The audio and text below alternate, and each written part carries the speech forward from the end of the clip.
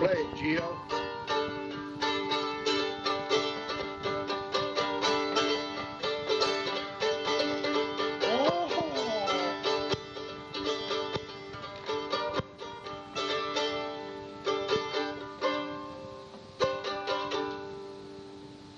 This is that Dirty Words mixtape. Suck our balls. Nuts out Jack, nah Billy Bob, over Rover, get down brown.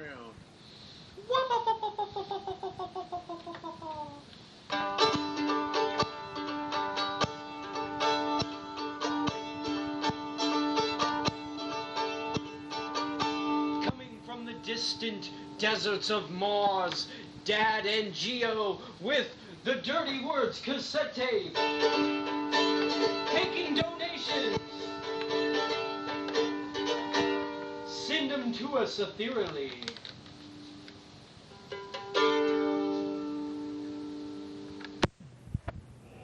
Ingredients for a time machine. You'll need 2 6-foot-long pieces of plywood, a big giant bag of assorted Kool-Aid and Capri Suns. Going to need starting lineup action figures, Ninja Turtle action figures, and various Spider-Man action figures, cornstarch and bleach. You will also need a Safeway memberships card for swiping into your time machine. You'll need plexiglass in the shape of a 6-foot-tall man with broad shoulders, Tang juice powder, and X-Files on VHS.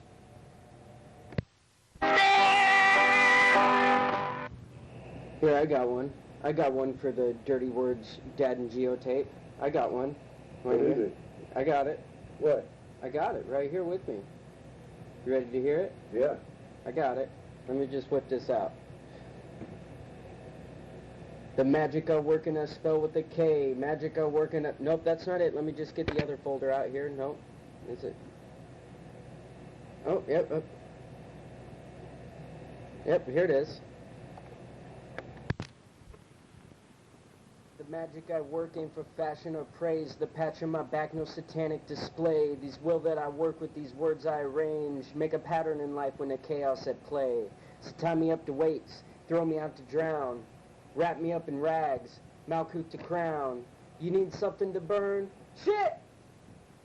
I can be the villain, a witch for the killing and a reason for the pain. So set me up to be the scapegoat and take blame, and I'll escape through a go god the cold and the rain.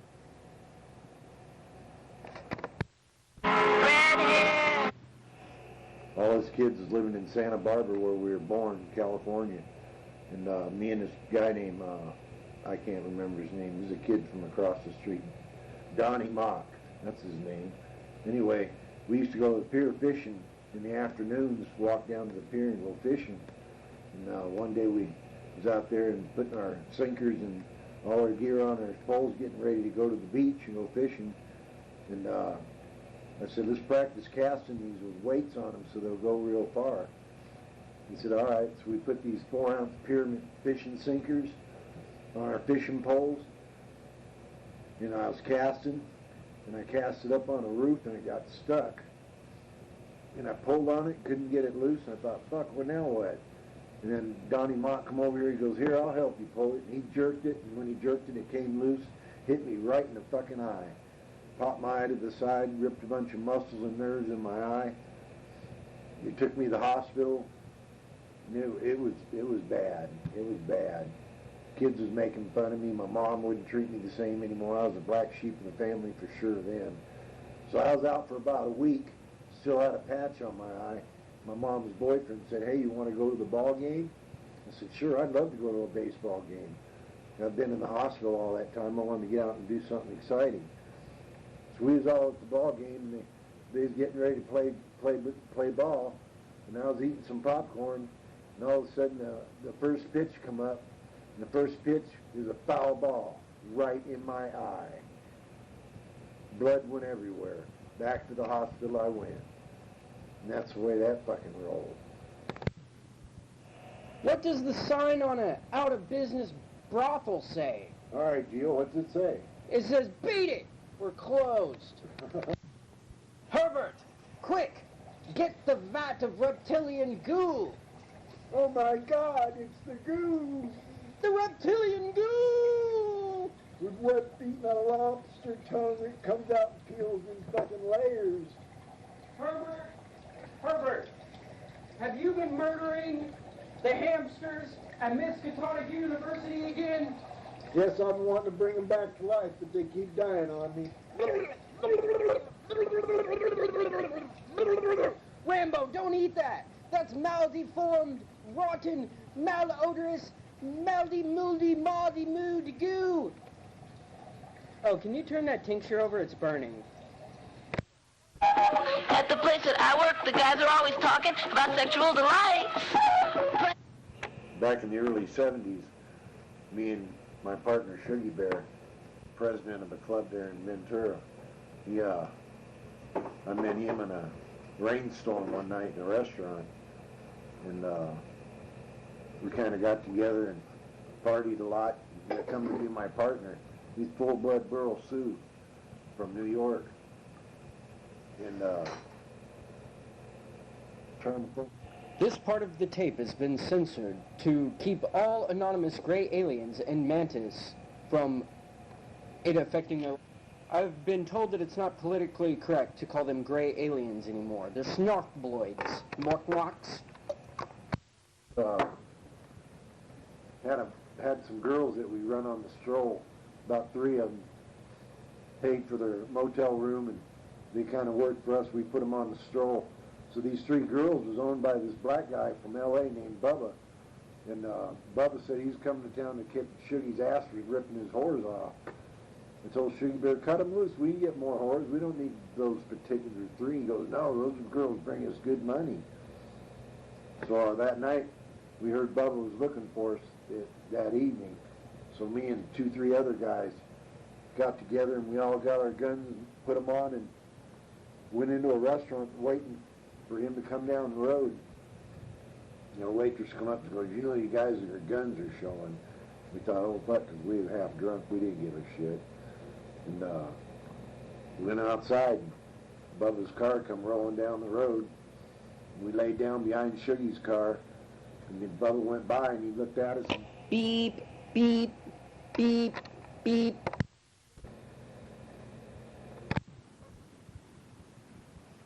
That's not how the story really ends, but Dad won't tell it on tape. That doesn't mean he killed somebody, though. This is just a simple Dirty Words mixtape. Well, we ended up in the boulevard, and here come Bubba, and Shuggy Bear lowered down on him, shot at him once, and Bubba come by and shot at us. We shot at him, and he kept going down the road, and then Shuggy Bear's car ended up in the ravine there somehow. I can't remember how that happened, but we didn't see Bubba again, but we got rid of those whores. I'm sure Bubba went and got them when he was in town. Cause you'll be all alone. This is a excerpt from an ongoing story called Turkan the Turkey. He was the infamous turkey that started the animal revolution that brought an end to the human race eventually and saved all the animals from the human selfish torture and prodding and poking and cuntery that they were up to. But Turkan, he saw that they'd get what they sowed, and Turkan the turkey went ahead and put shotguns up their assholes and blew off the hateful little torturous heads, those fucking humans. Sometime during the animal revolution, the last of all the humans had found refuge in various underground tunnels and abandoned mines. There was only as little as 400 people in the largest group, there being 3 groups spread out over hundreds of miles. The largest group had the distinct and purposeless plotted pookie poo to... The largest group had decided to meet on the 1-year anniversary of this bloody revolution that turkey had started. with their efforts combined and their forces and supplies combined to build a central location or fortification, and also to make plans for the upcoming war. As the three groups met around a large table, the leader of the largest group stood and did not stand. His name was Carter Oswald. All right, you sorry sons of bitches, this is our last go. Everybody knows what they're responsible for, correct? Correct. Various voices around the table saying the word correct. Our only hope is to utilize and expose. Our only hope is to use the last of our explosives to try to gain control over the Navy base. Now, I'm going to need assurance from all your seconds in command that everything's afoot. That everything's afoot. Afoot. Any issues that we might run into, fuel, power, general maintenance of the ships and submarines, depending on whether the animals have disassembled them so that we cannot use them, making this whole thing completely pointless. Is everybody good? Good. Around the table, everybody said the word good. Good, said Carter. Then he looked around as if to speak to a certain man in command, the one who would be taking care of the maintenance of the ships. Franz Baker. Franz, are you sure that your second in command has everything ready to go? If we can't run these ships and these submarines, we'll have no way of getting out to ocean and separating ourselves from the Turkan army. I can assure you my second in command has everything quite well in order. Can we speak to your second in command? Oh, he's not here right now. He's actually in his quarters. David, go ahead and go and get his second in command from his quarters. Be swift. Some time passes. Man returns with other guy's second in command.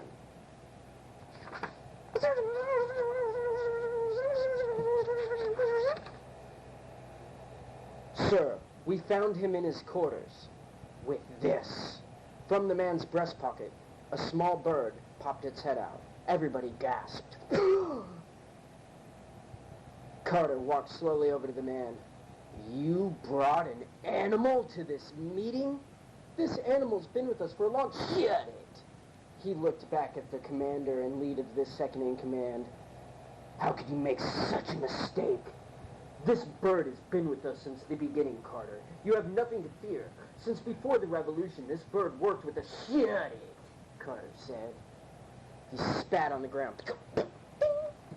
He walked over to the man with the bird in his breast pocket. He looked at the bird, staring deep into its eyes. The bird said, "You don't have to worry about me. Chirp, chirp, chirp. I'm on your guys' side." "Shut it," said Carter. The next moments were nothing but silence. It was just Carter staring into the eyes of the small bird in the breast pocket of the man. And then the bird said, "Fuck you humans. Cheep, cheep. Fuck all you humans to hell. Cheep, cheep, cheep. Turkan's army knows your location. Cheep, cheep, cheep, cheep. It's too late now." And then from the bird's breast pocket, he pulled out a cyanide pill. "You dirty human sons of bitches." And he throws the cyanide pill into the small bird beak mouth. "Oh my God! Man the gates! Man the mine tunnels! Sir, something's happened!" "What?" "Sir, I think that we're having an entry from the lower levels. The Turkan armies are here! Naked pigs wielding shotguns!" "How could pigs even wield shotguns? They have hooves for hands." "How can turkeys start animal revolutions?" "We don't know, but maybe God does. We'll be meeting him or the devil soon, 'cause Turkan's ruthless army is here to annihilate the last of the human race."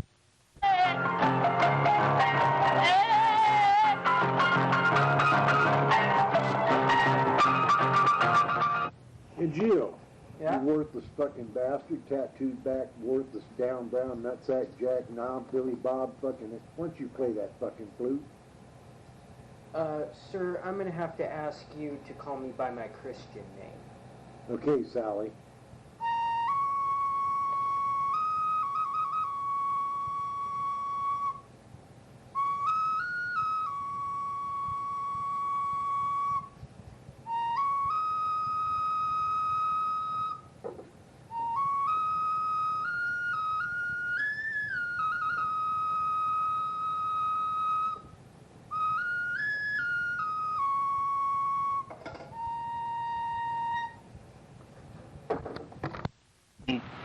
This next story takes place during some time during the past or future and maybe the present. We are embarking on a journey. The Dirty Words Mixtape presents to you The Cornfields of 1,000 UFOs. Improv by John, and Giovanni. Hold heady.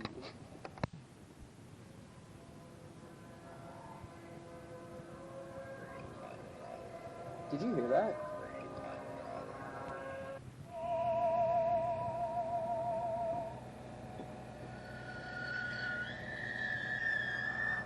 Have you ever seen so many UFOs in one place? and they've all landed in the same spot, too. I'm pretty impressed by the sheer quantity of UFOs in this field, like the title.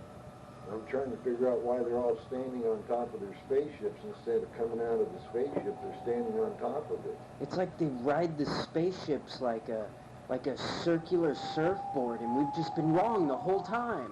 And the motor's been underneath their ass instead of in the motors. I have no idea how they get around the turbulence at 5,000 feet altitude.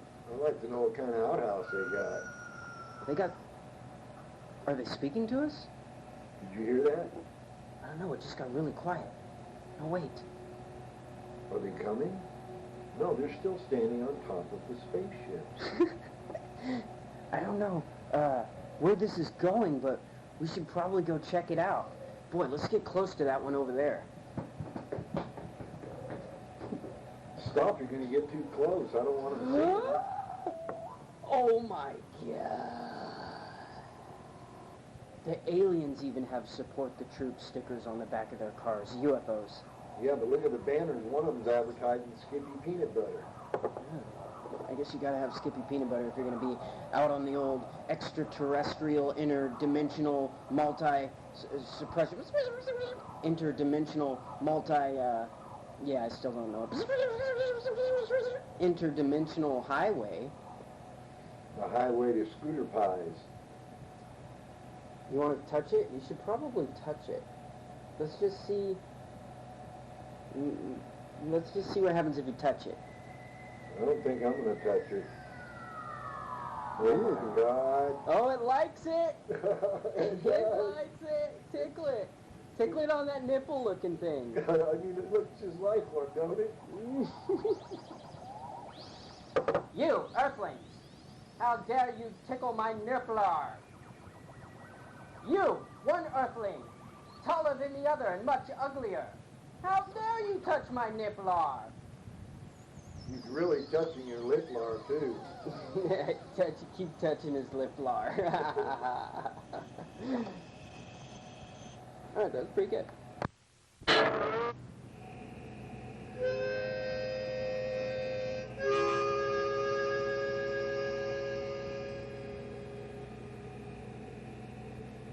Nobody knew the old man, but everybody knew the old man was up to something.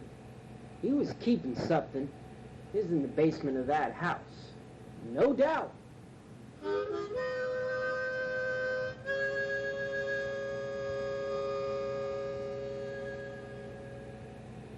The only time you'd see him is if you happened to be walking by and he was walking by the window of that old house. And then you'd catch a little glimpse of what could only be described as an ambiguous shadow of the old man. He was pacing around something. Some say it was the cellar door in the middle of his house. No doubt.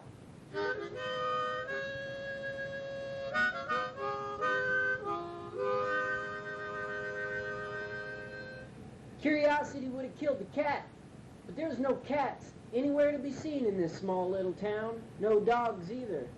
There wasn't no animals around at all, actually.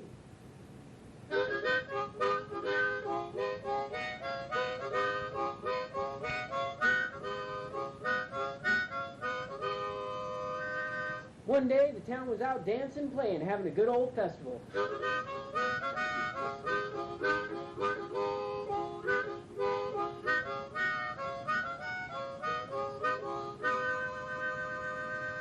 When they heard a big old bang.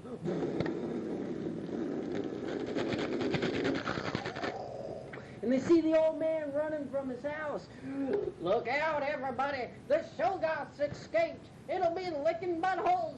It'll be tearing down your doors. It'll be turning your churches into unorthodox havens for heinous worship of heathen Hagen gods. Oh, it's a Shoggoth. And just think, the only people that get to hear these little gems recorded here on this cassette tape voodoo are the people that actually bought the Dirty Words mixtape. Just know that you're the only one that gets to hear these beautiful little gems. Huh, Dad? Why does it say dirty fucking words? Is that dirty? It's Dirty fucking Words mixtape. Fuck. Oh, it's dirty nasty words. Fuck you, tape. Ah, Tanta. I keep forgetting the name of this fucking tape. I'm on this tape, ain't I? Oh yeah, you're fucking all over this fucking thing. Fucking shit. I mean, down brown. Cocksucker. Nutsack. Jet. Black. Knob. Billy Bob. Jump up like a frog. Get down brown. Polish the knob. Bust it off and bust that nut right in your butt. Oh shit, you thought it was just like simple dirty words. But oh no, this Dirty Words mixtape is foul, putrid filth from the mouths of Dad and Geo. Oh yes, you will hear things you don't like, and your butt might palpitate. You'll notice that we talk about butts and farts and nose picking and booger eating. You're talking about parts of an animal. You must be talking about Melvin. Melvin the Bull. Oh, you guys already heard that story, though. Oh, yeah. You heard that one on the other side of this tape. Just think. If you didn't buy this tape, you would not be able to listen to what you are listening to right now.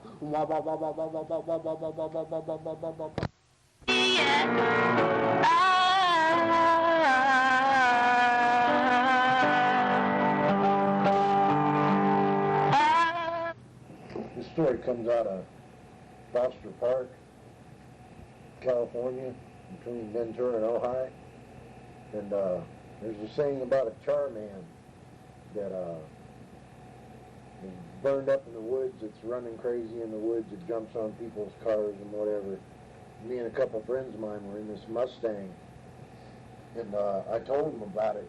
I said, you have to go out there and park on the bridge at midnight, full moon, and you'll see Charman. So we went ahead and loaded up. I think it was me and Boder, Crazy Wayne, not Crazy Wayne, but me and Boder and Earl and Steve Yater.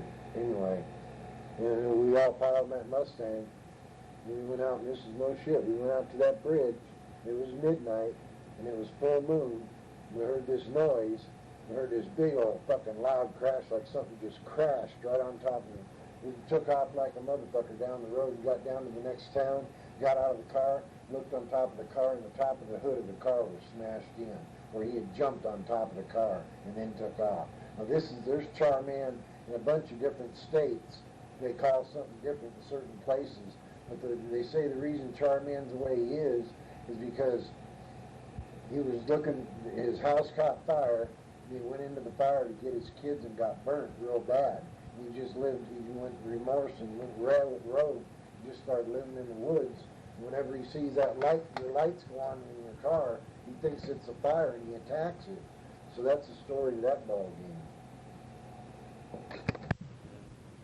The Dirty Word Mixtape Blues Song. Everybody, go ahead and sing along. Our first dirty words are going to be fuck, shit, and piss. Fuck, shit, piss. Everybody now, fuck, shit, piss.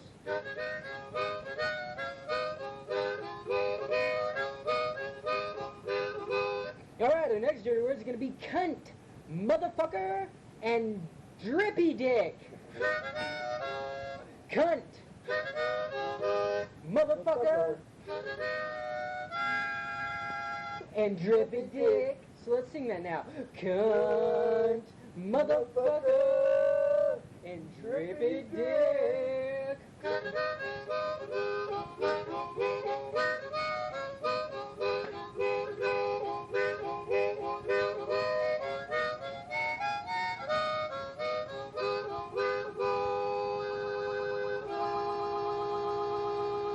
Dirty pussy and tallywhacker, repeat that back to me just once. Dirty wiener and tallywhacker, repeat that shit back to me just one more time. I'm making 2 times instead of just the once like I said in the beginning of the rhyme. Tallywhacker and dirty twat and pussy fart.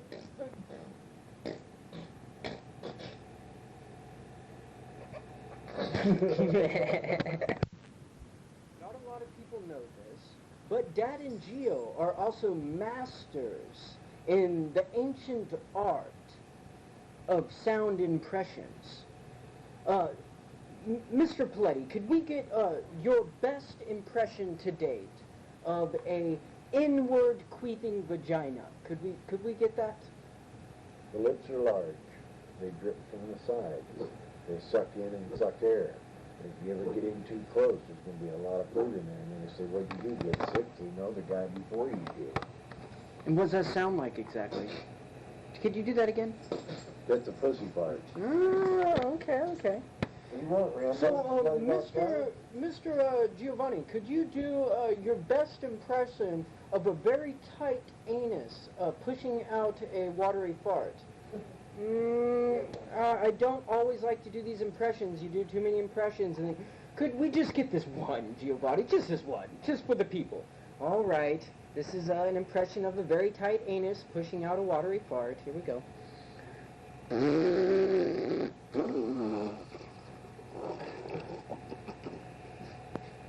That was very good. Well, thank you.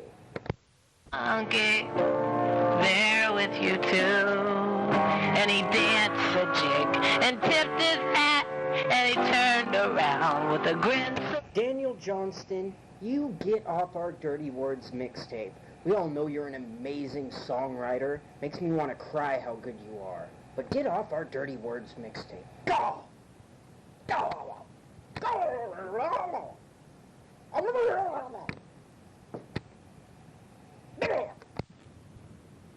And now, Giovanni will perform what is known as a cappella rapping. Can we get you two, Gio? Okay, sure, here we go.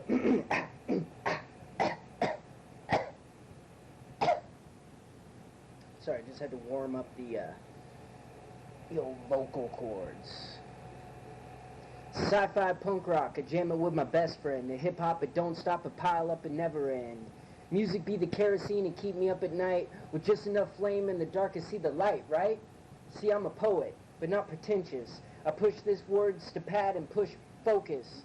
I can be your punctual peas up on a mic, and I can plan a feast for the beast you want to fight like, heard you want to be the tough guy. That's cool. Meet 'em on the front lines. You can keep 'em talking, spin that wax. You can keep 'em walking down that track. But I yet to hear you bring a syntax of breaking a rap cat back and making a wish you was a wannabe, you never done jack. And it goes stack up fast. Like what the fuck you know about being an outcast when all you want to do is get your songs on blast? If success is exposure, I guess it unfails. Set a precedent for change in the wind and set sail on a sea of blank beats with Maimon and Bale, like Skidoo, or reverse 32 degrees, like bitch what you think. Beep, beep, beep, beep, beep. Fuck you. In a lost Fuck you. In a lost galaxy. Okay, go ahead and fart. In a lost galaxy. Fuck you. In a lost galaxy on a planet covered in red oceans, a glass box with no seams floats under an orange and pink sky.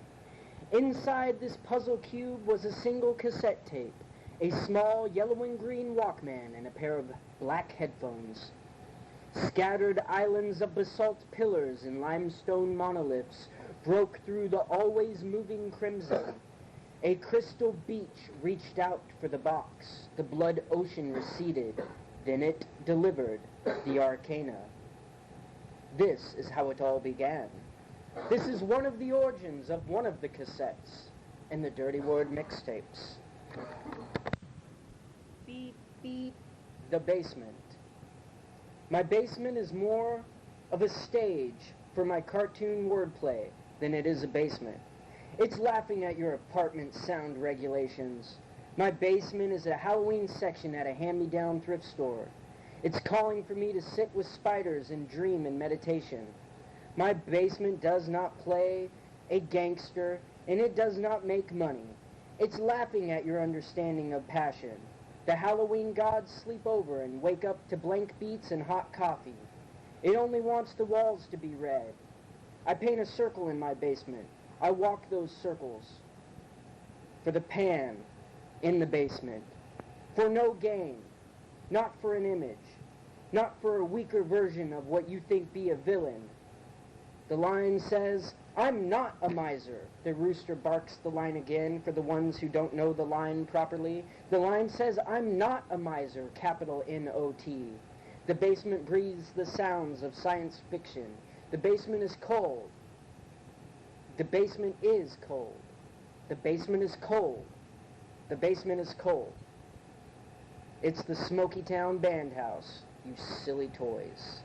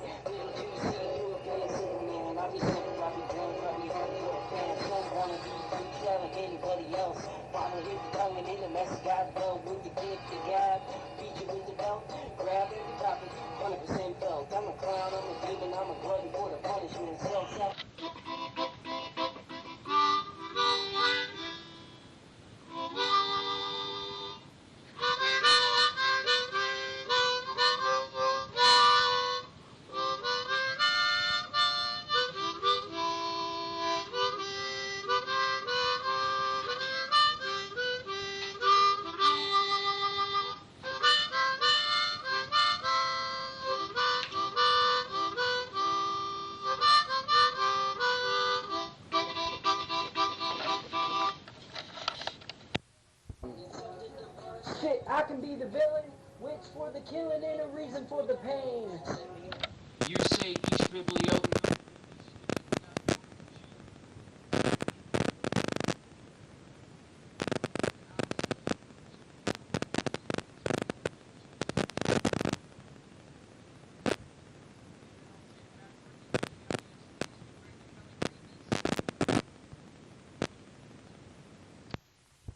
What don't y'all get? I called.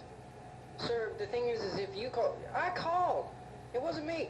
We're going to be taking this guy away. He goes, see, the thing is if you get a domestic dispute call, what we do is we go around and we come around and we throw our dicks around and we don't ask any questions.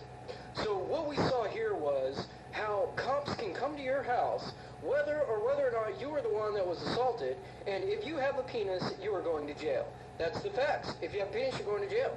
If we see you hit the mail and you have a vagina, you'll go to jail because we've seen it. But if we don't see it, I see what you're saying here. So what you're saying is that if you have a penis, you're going to jail.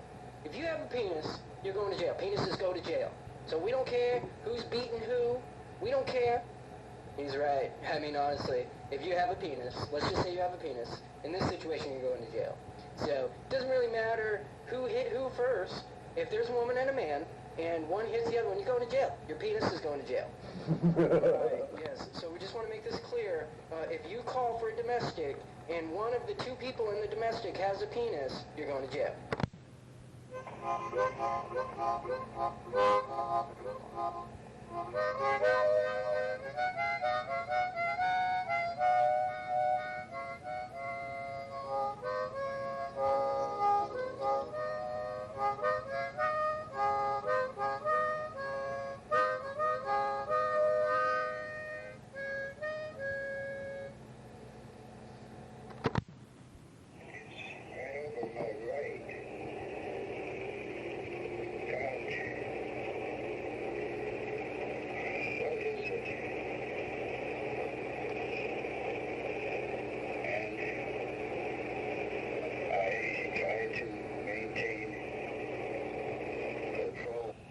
This Dirty Words brought to you by The Abduction of Betty and Barney Hill.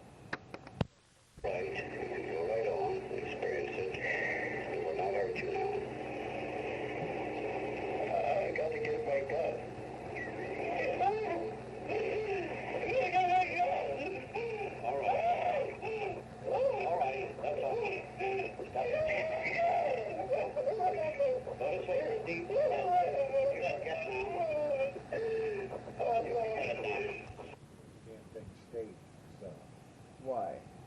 because the way it is. It's what it is to be. Is it thing? Did you do that with one tonsil or two? Follow GeoArt23 on YouTube. If you really loved your mother, and if you really loved your grandmother, you would, you know what you'd do if you really loved your grandmother? Hey, Dad, why'd the Martian throw beef on the asteroid? Well, no, maybe you want to cook them. You wanted it a little bit more meatier.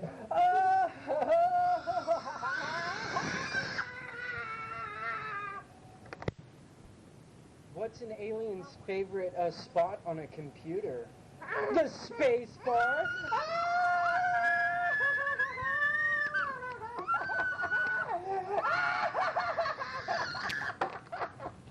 This Dirty Words mixtape was also brought to you by intense screaming and laughter and squalling. Thank you. Please make sure to turn up your speakers in the most annoying parts of the mixtape and keep your hands on the inside at all times. Joke, that scream knocked me off this planet. He goes to pay for the parking in his spaceship. He goes to the parking meteor.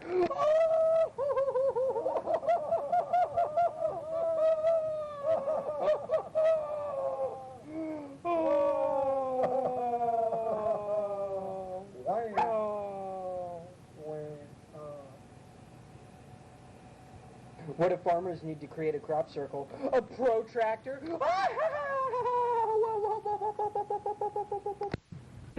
Gio, could you be a little bit more quieter than what you are? I'll be as quiet as a fly crawling on a fresh peach, Papa. When you see somebody sitting really far back in the seat of a vehicle, and you glance and you can't see him through the window, you think, that's the Matrix glitching. When I see it, I think, look, there's somebody sitting far back in a seat so that I cannot see them through the window. Hey, Back in 67, 68, I was supposed to go to LPDC in Santa Barbara. I guess it was kind of reform school. And I was committed for a year, and it was in Santa Barbara, California, and I was from Ventura Avenue, Ventura. And my P.O. picked me up, took me out there, gave me a cigarette to smoke. I was 15 years old, I think, 14, 15. And said, well, they give you a year, John. You going to do a year, or you're going to end up in the CYA, California Men's Colony. No, I'm going to fucking stay here for a year. I don't want to go nowhere else. So we get there, and there's Mexicans, there's blacks, and that's it. Just Mexicans and blacks. Some of them were from Santa Barbara, some of them from the Avenue. So I was there about 6 months, and I bumped into this black guy, big old boy, called Oliver. He says, where you from, brother? I say, I'd be from Ventura Avenue, Ventura. He goes, so am I, I'm a homeboy. Oh, goddamn, get down.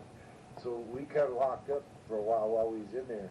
The Mexicans from Santa Barbara on Melka Street gang was in there, some guys from there, and they kind of was giving me a hard time, telling me they was going to kick my ass after lunch and all that shit. And Oliver walked up to him and said, you know what, you kick his ass, you're going to have to kick mine too. We have new homeboys. And they didn't mess with me anymore after that. And then years later, I think I told you this, but years later I saw Oliver in front of a post office in Ventura, California, just sitting there kind of look homeless.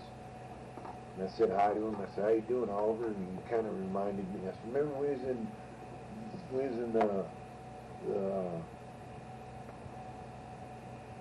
I can't think of the name, but anyway. Reform school? Yeah, reform school.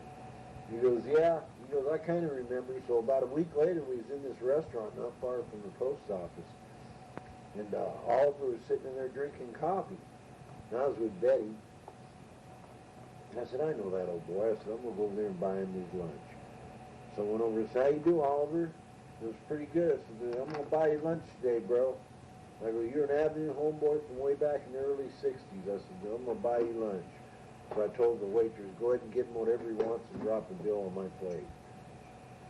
So that was the last time I seen Oliver, and then I heard about 6 months later that they found him dead in front of the post office, homeless. So it was kind of a bummer that I had to see a homeboy go down like that. But I've had several homeboys go down like that.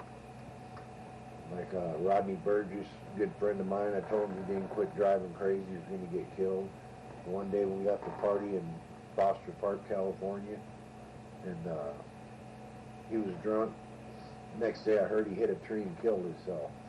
Another partner of mine had problems with his breathing, and I forgot what it was. He had problems with his breathing, bigger than shit. He fell down in the shower of a heart attack and he died. I had a partner named Earl Bowen. Knew him from being 15 years old. First one that ever got together with my sister. Be a bona fide homeboy. He died. So I can go on and on with all the homeboys that's died.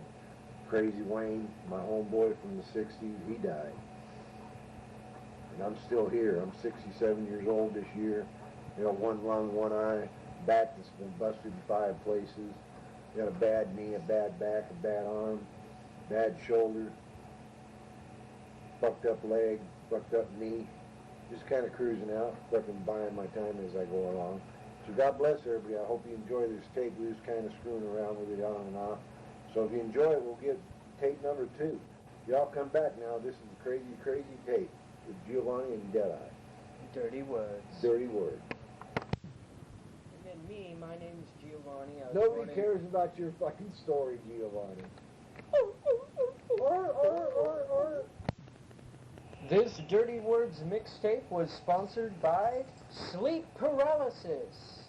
Have you ever seen a man in a black coat and black face and black eyes and black skin and blackety black hat? His name is Hatman, a shadow creature from the shadow realms. Have you ever seen a skinny, malnutritioned looking completely black shadow, darker than the darkest of night and darker than the darkness in the corner of your bedroom? That is the Sleep Paralysis Monsters. They have come to suck your negative energy through your pee holes. If we understand this correctly, the Earthlings have tapped into some primal force, some demigod, some urge from beneath. There's no way the humans have tapped into any demigod urge from beneath. No, I promise you, I think that they have. Using some form of technology called cassette tape. Oh, blasphemous. The humans have not harnessed the ability to use and record on cassette tapes. Oh, yes, but our studies show that the research has come in, and what we have found is that they indeed are using cassette tapes and have been for quite a while. There's no way. Sir, I'm assuring you, Block Ding, that this is quite happening, and they've even excelled and moved on to other forms of recording technology. Impossible! Xerox over here says the Earthlings have moved into new and more efficient forms of recording. Ah! That's so funny! Everybody knows that there's no more efficient recording technique than cassette tapes. But the truth is, quite, that the humans have moved on from the cassette tape. But what they have not tapped into is the magical chi force that can be harnessed on a dual cassette. For this we are very thankful, for they have not evolved, and they will not evolve until they have harnessed this dual cassette recording technology. Black D, get out of the break room talking about the Earthlings again. Nobody believes your conspiracy theories about Earthlings harnessing cassette tapes and dual cassette tapes. Improbable, impossible, incomparably retarded of you. But I really do think that they are, and that they can use this technology. No, they can't. They can't. Descending to Earth in 2.5 big stars. Alright, well, can you guys make sure to turn the coffee pot off when you leave, though, because